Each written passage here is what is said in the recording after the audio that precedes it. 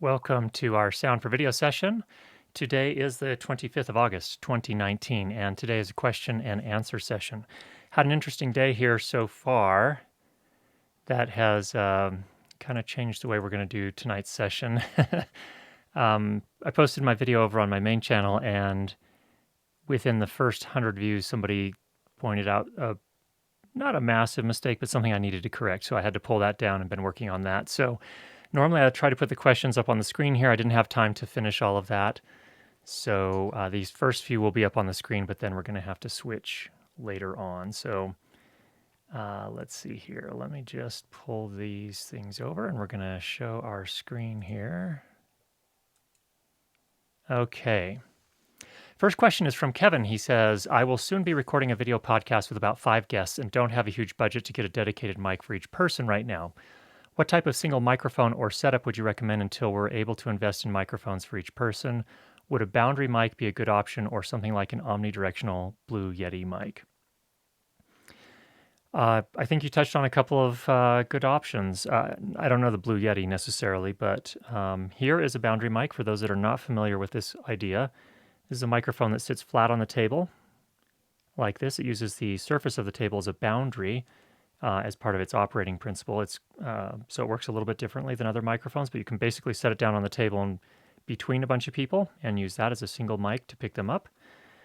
So that is, that's actually, I think, a pretty decent option. You're not going to get the same quality. I think you recognize this, Kevin, that you're not going to get the same quality necessarily as you would if everyone had their own dedicated microphone. But that's one way to do it. I would also take measures to attempt to kind of manage reflections in that room if you can. Obviously, the table you can't, but because if you're going to have one of these microphones sitting on it, but if you have a bunch of bare walls behind, if you can hang up sound blankets or some sort of soft material to absorb some of that reflection, that will go a long, long way to improve the audio quality. So those are a couple thoughts. An omnidirectional mic would work as well. I don't have any experience with the Blue Yeti, so I can't say. I think that microphone gets a lot of thumbs down reviews from more persnickety audiophiles. But I've never used it, so I really don't know. But yeah, an omnidirectional or a boundary mic. This happens to be an Audio-Technica AT871R Uniplate. I don't think they make this one anymore. They have some newer models. Same idea, boundary microphone, set them on the table in between everybody, and that could do the job. So definitely something to consider there. So thanks for that question, Kevin. All right, next up, I have dialogue with 3 actors, and they have their own source mics. What is the easiest way to ramp each source for the final audio track for the video? I was curious about your workflow for these scenarios. Joe is here, actually. Thanks, Joe, for the question. I do have a video about that, and this is the one right here. So you'll find it over on my main channel. It's titled Dialogue Editing for Film Demo. In this case, we have 2 mics, but the same principles apply for 3 people. And it runs you through the process that I use for dialogue editing. So that is a great question. I'm glad you asked it, and hopefully that's helpful for you. All right. Sorry, we'll get ourselves organized here. Okay, great. Next on to a question from Roman. I'm looking to upgrade sound devices MixPre to 6 to MixPre 10T. What is your recommended bag for the 10T? I think the Orca OR280 is designed to fit the MixPre 10T, but it's a compact bag. Would you recommend a larger bag? Personally, yes, I prefer something a little bit larger than that. When you have those bags that are really, really form-fitting around the mixer recorder, there's some hidden costs. You'd have to get right angle XLR connectors potentially to fit everything in the bag, or you need to keep the doors on the side open to let things in and out. I use the OR30 with my MixPre 10T, and that works pretty decently. So I've been happy with that. It's not a perfect fit, but I did a job fairly recently with that combination, and it worked pretty nicely. So I can't speak to the 280, although, like I said, I think when you get things a little too tight, a little too cramped, it makes it hard to kind of fit everything in there. So Greg Palmer says, can't see you. Well, let's see what we can do about that. Can you see me now?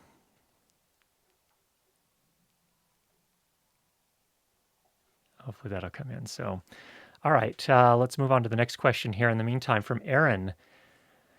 Aaron asks, can Countryman mics on the Deity Connect make any difference? Or is the self noise make it not worth it? Let's address that first of all. Does using Countryman mics reduce the noise floor when you're working with the Deity Connect? I don't know. I haven't tested that exact combination. However, I did use the Sanken Cost 11Ds, and I think they sounded better than the included microphones. Noise floor wise, I don't know there was a huge difference. But I did get an email from Nick, and let me just pull that up here. Give me just a second.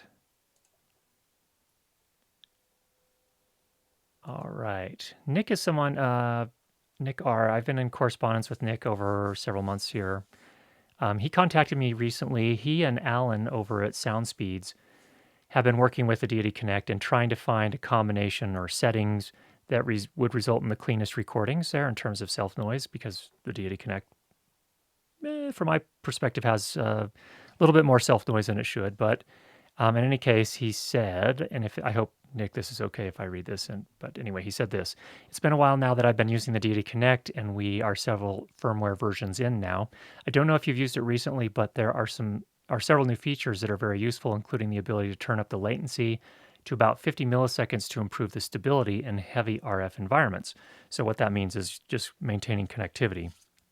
You increase the latency, so there's more time between the time the person talks and it gets to the actual receiver.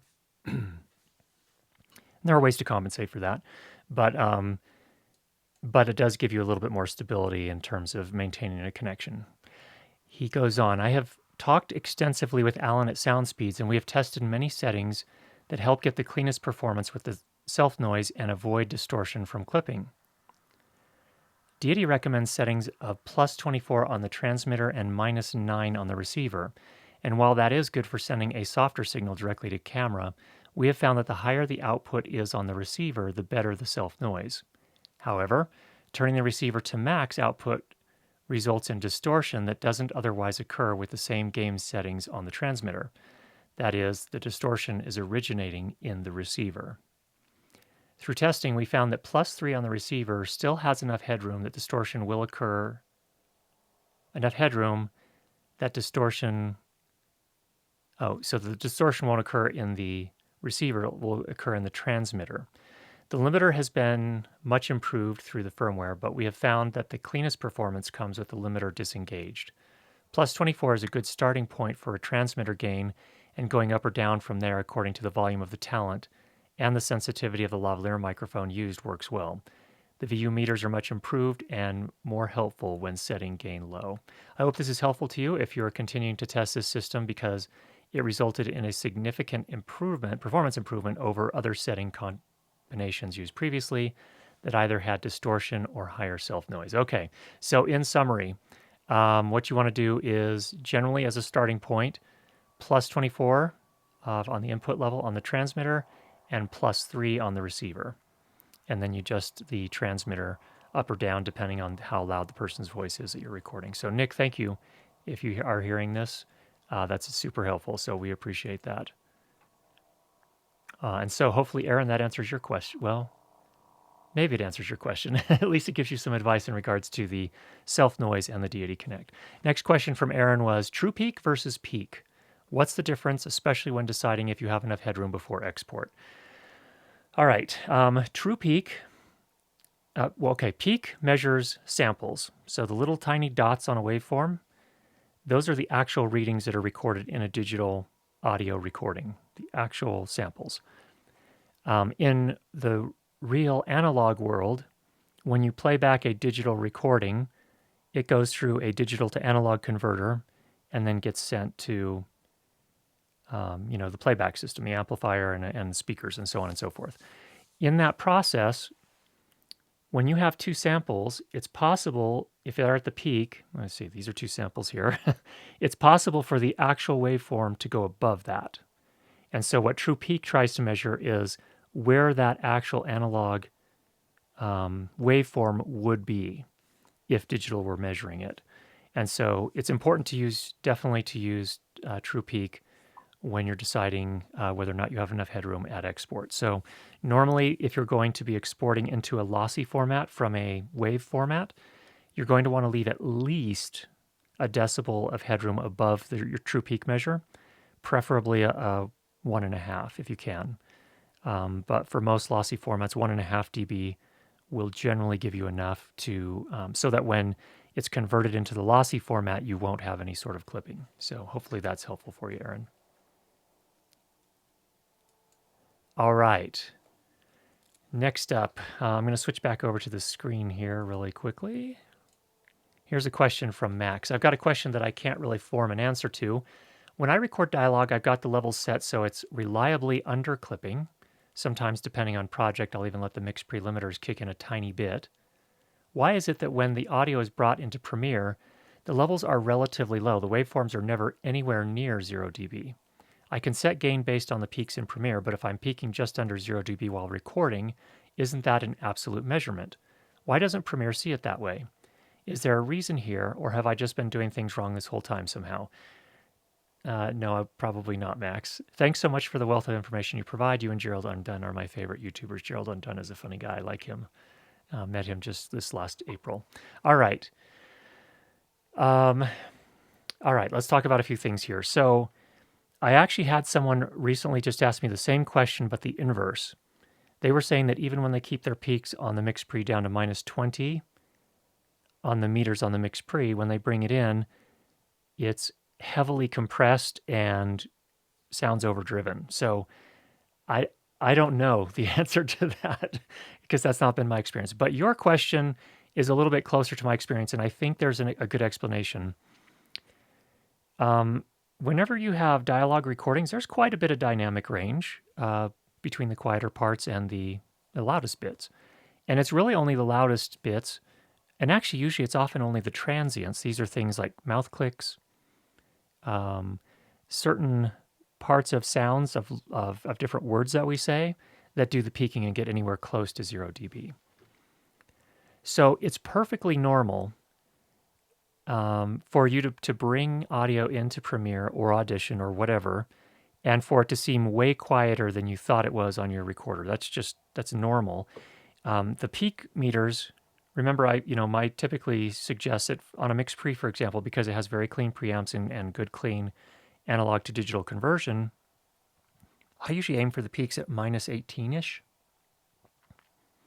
And that, excuse me, that leaves plenty of headroom for unexpectedly loud things to occur.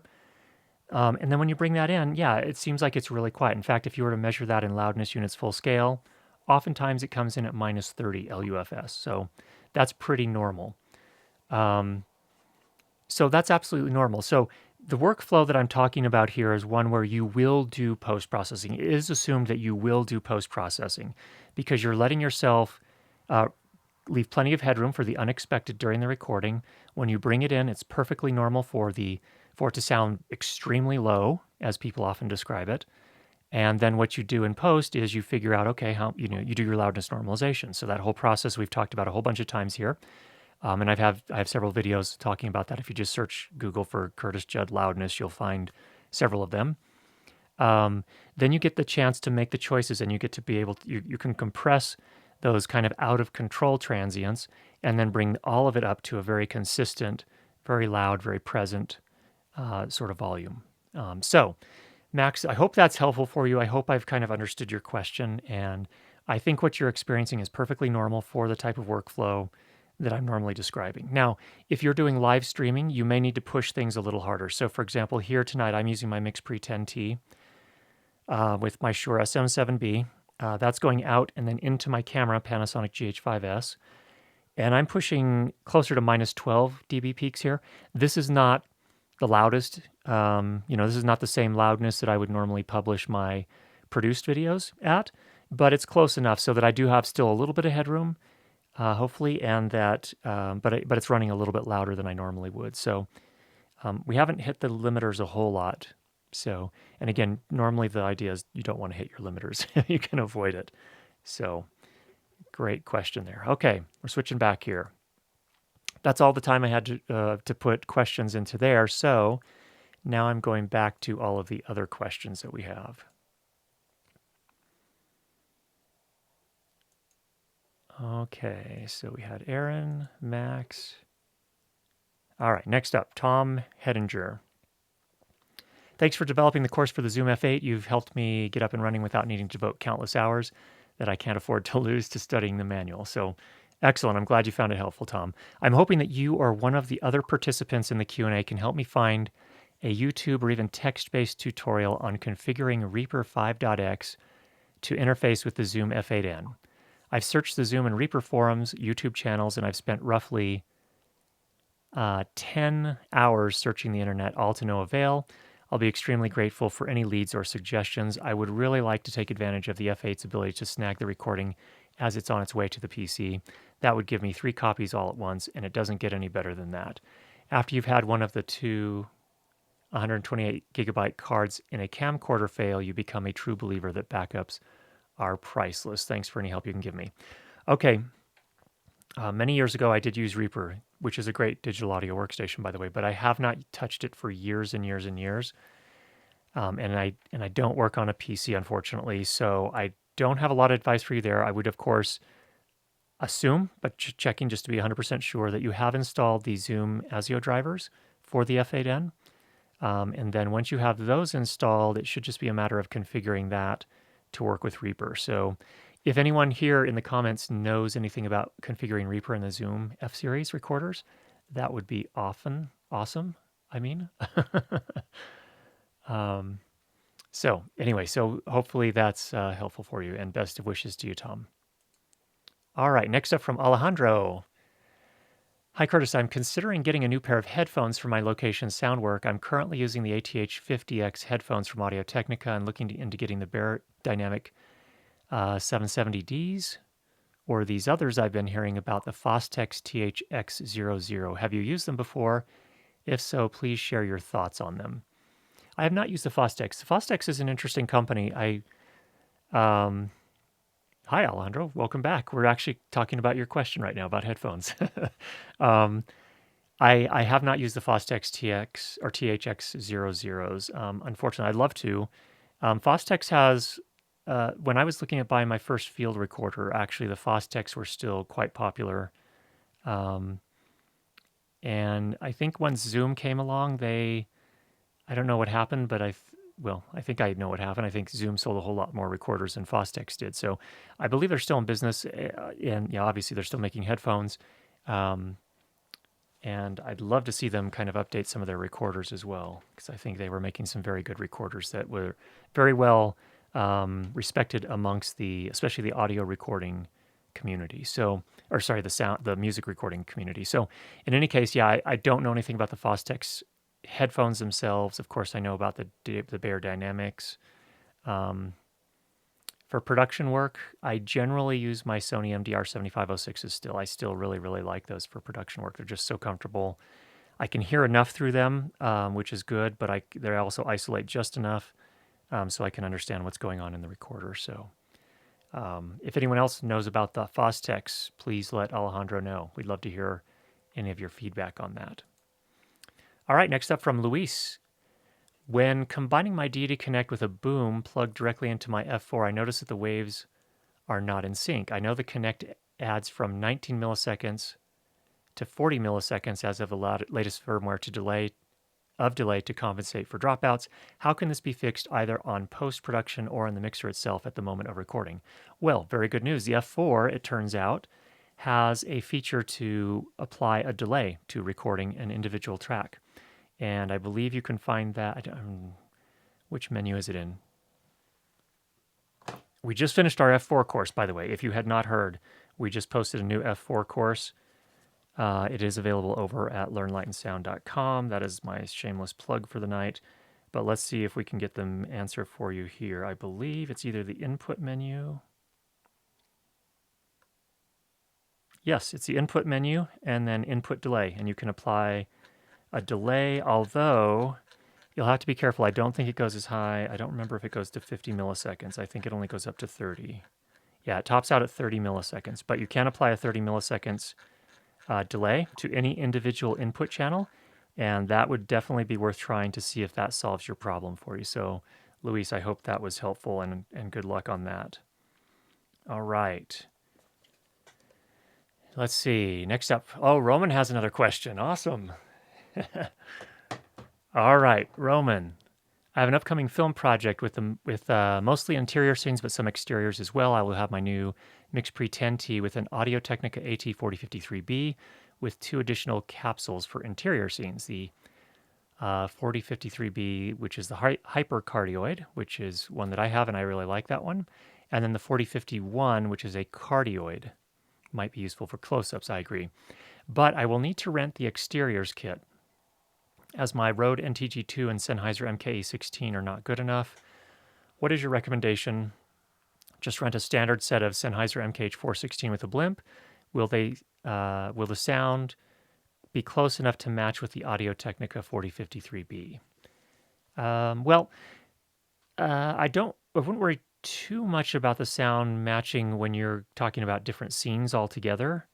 I wouldn't be as concerned about that. But yes, an MKH416 would be a fine option to rent.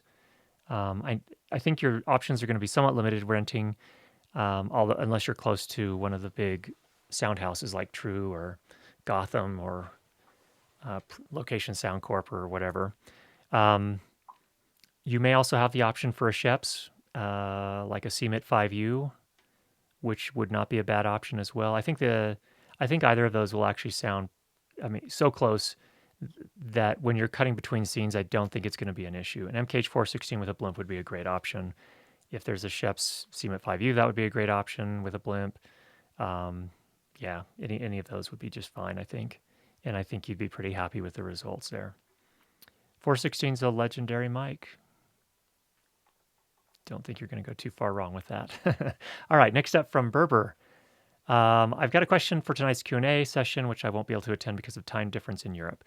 I'm a video journalist, mostly shooting short-form documentaries for the web, most of the time on my own, sometimes with a small crew. Audio is always a challenge. I'm shooting with the Sony a7S II, and I'm considering buying the MixPre 3. I used to work with the Tascam DR701D. It looks more solid. Talking about the MixPre now, it looks more solid and convenient, and the HDMI record trigger is a crucial feature for when I'm shooting on my own. I got so many things to think of as a DP journalist that I can easily forget about the audio record button. The only problem is that it seems that it can't be combined with an external monitor, say for example a Small HD or Atomos, which also needs HDMI.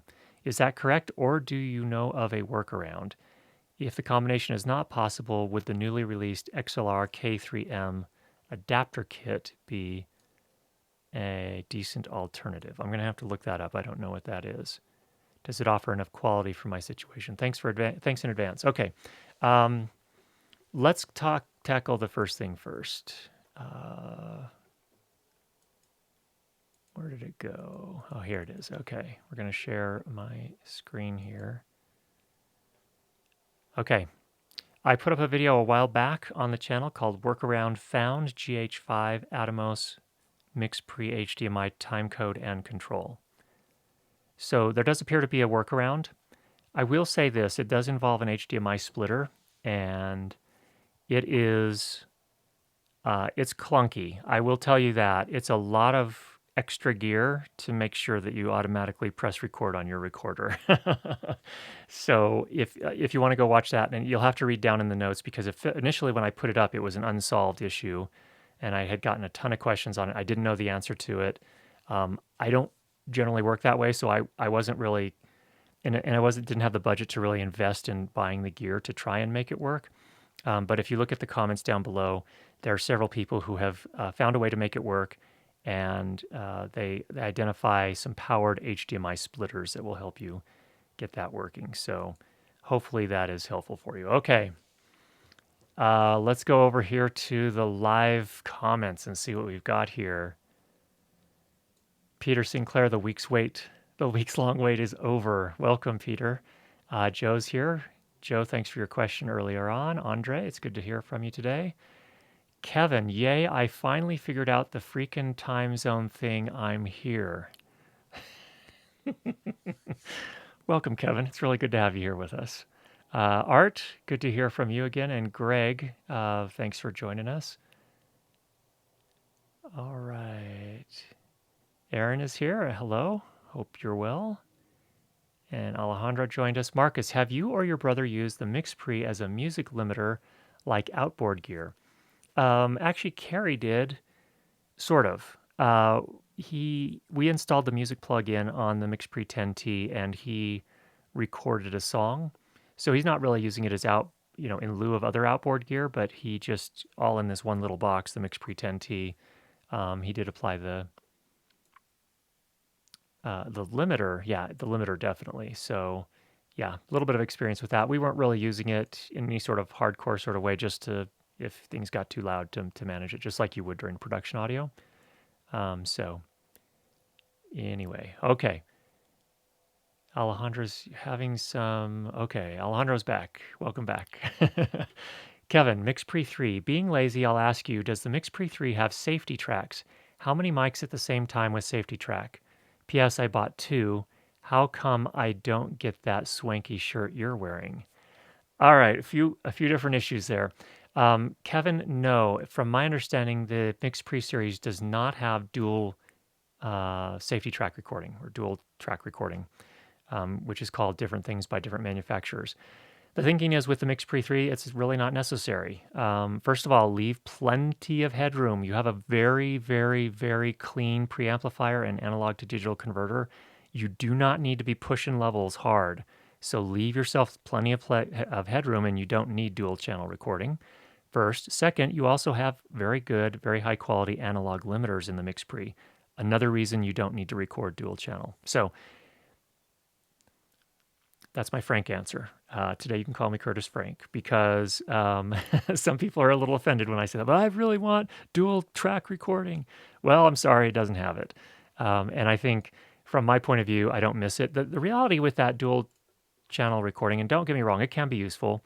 The Zoom F series has it, and several of the Tascam recorders have it as well, I believe.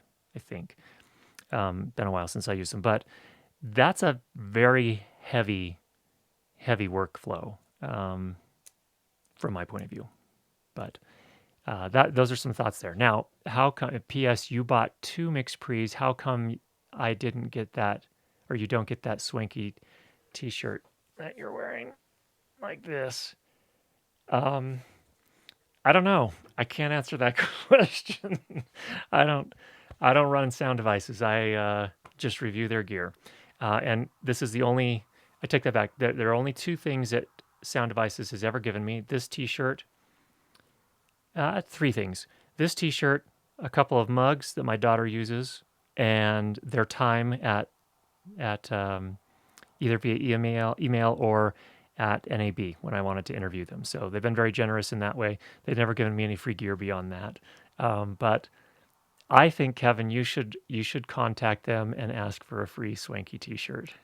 Very good. All right. Oh, we got a super chat donation. I didn't even know that was possible. Thank you. Thank you, Roman. Okay.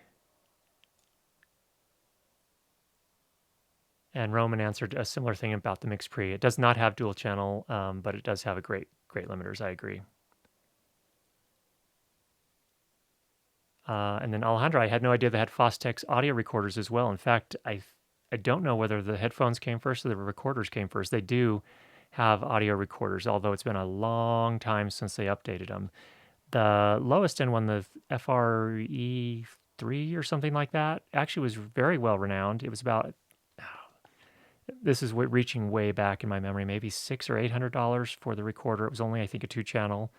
Did not have a good headphone amplifier at all, but the signal chain up through the digital stage was very good. So the preamps, the analog to digital converter, were both very, very good. So, so there we go. And then another super chat donation from Kevin, whom I probably just offended. Kevin, I'm sorry. I hope I didn't offend you. And thank you very much for the donation. That is very kind of you. All right. Greg Palmer, good point. Greg Palmer says, oh, I can put these on the screen. I keep forgetting. Okay, there we are. You should clarify delay real-time tracks. That is the boom, so they match the wireless delay. That is a great point. So in the question we answered earlier about using the Deity Connect, which has its own kind of latency, you would apply the delay to the boom mic, not to the wireless system. So good point. And here's a further idea with delayed wireless. Delay your time code also to keep everything in sync. Interesting point.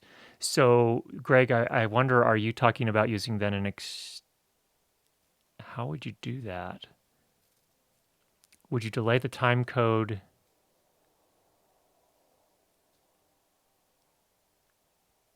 in the F4 or the F or whatever it is, MixPre, which I can't remember what they were using there. Oh no, it was the F4, obviously. That's an interesting idea, worth considering. I agree that you're going to need to compensate for that somehow as well. I'm just trying to think of if there's a way. I'll have to look in that. I'm not going to do it right now because everyone's here, but good point. Thanks for that, Greg. Have you thought of doing an A/B comparison with the CSM1 and MKH50? That's a good idea. I had not specifically thought of that. I don't have access to those directly, but if I can get my hands on those, I'd be delighted to. I actually use the MKH 8050 more usually. I have used the 50 before, the original 50. I'd probably be more likely I do have the 8050, which I could use as one of the comparisons, and that is more of the same generation with the CSM1. But yeah, that's a great idea. And I have on my list, I have been meaning to get the CSM1 from Sanken to compare that. So yes, definitely on the list. Thank you for that. All right, Justin, thanks. Learned a lot from the channel. Thanks. You bet. Thank you. This is all. I hope you guys realize I'm very appreciative of everything that everyone contributes to this. It's not. Greg, for example, has just had some great ideas, some kind of clarifications that I think were very, very useful. There's been contributions from so many people, so thanks to everyone. Art says, just started Curtis's new Zoom F4 course. Amazing. I've never seen such a thorough online course. Well, Art, thanks so much. Thanks for your patience, too. I know that was one you had been looking forward to for a long time, and I apologize that we didn't get to it sooner, but I definitely wanted to put the time into it to make it worth everyone's time. And so I thank you. I'm glad it's working out well, and I hope it continues to be useful. Hi, I was on full screen, so I didn't see this message board. Thanks for getting to my question. I did install the driver from Zoom. I'll dive deeper into setup options in Reaper. And Tom, there could also be, you may want to do some searching for ASIO. I don't know how ASIO drivers work on Windows. There may be some configuration at the driver level as well. So before you even get to Reaper, setting up things at the ASIO with the ASIO driver. And that's actually Zoom support may be able to help some with that. It may be worth contacting them just in case they've had experience helping someone or pointing someone in the right direction to set up with Reaper. It is their hardware, so they do have some vested interest in helping you get the right way. All right, Laura, sup? Okay, and Greg, you're talking specifically, when we go back to time code, you're talking about putting a delay in the sync box. So if you're using a tentacle sync or whatever you're using, many of them have a feature where you can actually delay the time code. So actually, I'm not positive. I think the tentacle sync may. Not all of them do, but some of them do. So good point. Thank you for that, Greg. Okay, Joshua Green, the Asden SGM 3500, is it worth buying over an NTG3 or a 416? That's a very interesting question. I'm glad you asked that. That was the video that was going to go up today, was a review of the SGM 3500 and 3500L. These are two new shotgun microphones from Asden. And Asden kind of had operated it up until this point in sort of the budget microphone space. They also have some kind of older mixers. I don't know how old they are. I think they've been around for a while. Last time I looked at them. And maybe they have some newer ones. I'm not sure. But I had reviewed the SGM 250 a while ago. It's a 25 centimeter long short shotgun microphone. It was okay. It was really kind of meant to compete with the Rode NTG2, sort of in that price range. And it was okay. It seemed to me a little bit mid-rangey, and it tended to even, for people with mid-range kind of focused voices like mine, it had a tendency to distort a little bit. And it wasn't clipping, it was just kind of the way it handled those mid frequencies. They were just a little too hyped. And so it wasn't my favorite microphone. It was okay, but not my favorite. Now, the SGM 3500 and 3500L came out recently. Those are significantly better. And I compared them specifically in my review to mics that are more closely priced to them. So that was the Rode NTG4 Plus and the Deity S Mic 2. And what I found, that video will probably post tomorrow morning. We had a problem. Actually, long story, but actually posted it. There was a problem with it. Had to pull it, so I apologize for that. If some of you actually tried to go watch it, um, but we'll repost it tomorrow morning. There was a problem in one of the tests with the audio, so we got that fixed. In any case, is it worth buying over an NTG3 or 416? I don't think so. It's kind of competing with, like I said, more like the Deity S Mic 2. So it's a little bit, just barely below the same price range as the NTG3, which I believe retails right now for about $700. The 3500L retails for $550. So it's actually getting close to that. What I will say this is, or here is that the 3500L is a little bit longer. It has a longer interference tube um, than the S Mic 2. And it is a little bit more directional. It's a little bit better at managing off-axis sound and attenuating it a little bit more. So I really liked it from that standpoint. Audio quality-wise, definitely on par now with the S Mic 2 from Deity. So that's good news. I haven't compared it to the NTG3 or the 416. I don't think it's really meant to outdo those two. I think it sits in the tier just below, or maybe actually it may compete with the NTG3.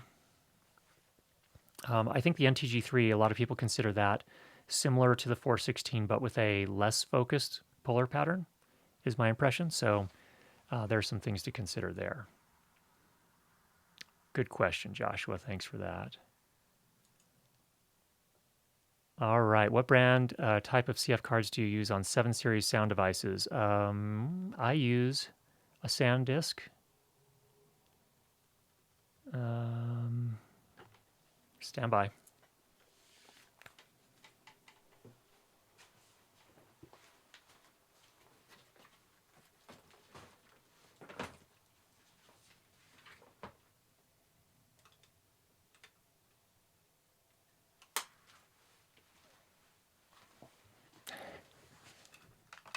All right. We are using a SanDisk Extreme 120 megabytes per second, 32 gigabyte card, UDMA 7. It says something else on there that I can't quite make out. Something with a 20 on it. Whoa. Something like that. And I've had very good luck with these. And then as far as the SD cards, this is the SanDisk Extreme 90 megabytes per second V30 card. So UHS 3, class 10, 32 gigabyte. Don't know if you can see that so well.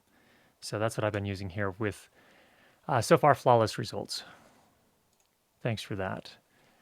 Would you ever consider doing more of a consumer-oriented series of courses, namely things like the Zoom H6 and such? Finding reliable information, informed info is difficult.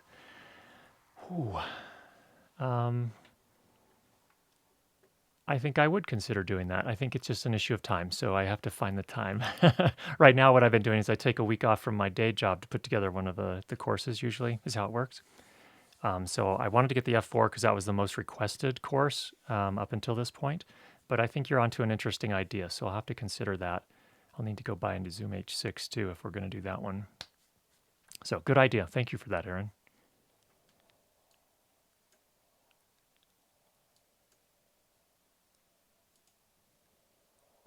Is anyone else experiencing connectivity issues? Curtis, your voice is moving around like some kind of a loop. Lloyd says sound quality is great for me. Lloyd, congratulations on a successful season with the Vanguard, Santa Clara Vanguard. Love the show this year. Was sad that they didn't place first, but it's some tough competition. So hope everything's going well for you. Okay, Alejandro, it does look like your internet's giving you some trouble. I think we need to pray to the internet gods, if you will, just joking, to see if we can get that working again for you. So, all right, let's go to one last item here. John, I just bought the RE320 and use the DBX286S. Do you recommend any other post-processing with this setup? I think my audio could sound better.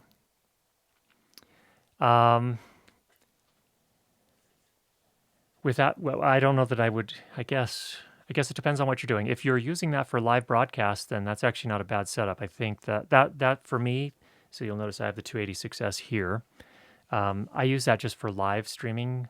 Actually, since I got my MixPre, I'm not sure I use it anymore, but but actually there are some things you can do with that you can't do with the MixPre as far as compression and things of that nature. This just has a limiter in the MixPre, so not as much going on there, but I would actually work on dialing in the sound with the 286S first, but then after that, or if you're just doing a very light, you want to keep it kind of light in terms of the processing on the 286S, then yeah, you can definitely do some of that processing in post.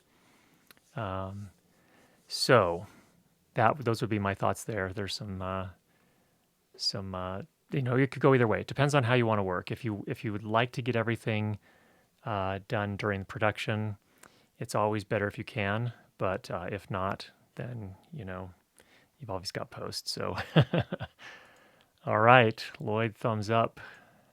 Greg Palmer, on the Sound Devices 10T, have you ever seen a message media too slow? I've been using the same media for 2 years. Other day suddenly got a media too slow. I have not seen that, and that would be concerning to me. I would say, and you probably already headed down this path, but I would probably buy new media at this point, would be my thinking. That's not usually a good sign. So, is it okay to record a film sound just with boom mics? I've done that before. It's not ideal, but I think it is okay if that's all you've got. You're going to have to call for retakes if you miss something, though. So definitely be careful there. All right, Johnny Crunch, nice new Gunner glasses.